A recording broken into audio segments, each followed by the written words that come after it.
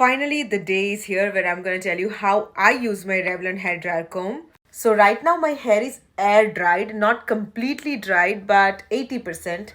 Now make sure your hair doesn't have any tangles, otherwise this comb will break your hair. And how? First thing first, apply your heat protectant. It's a must. So I'm not gonna show you a very long tutorial. I'm gonna show you what I do, okay? What I do in day-to-day life. First, I'm gonna run this through my entire hair.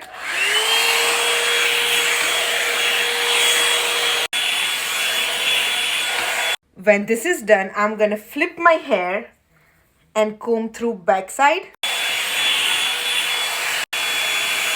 Next, I'm gonna flip my entire hair this side and comb. Same this side. My hair is already looking voluminous and gorgeous, but now with all my hair, I'm first gonna go upwards like this because that will create more volume, like this. And at the end, I'm gonna take the brush like this and I'm gonna roll like this.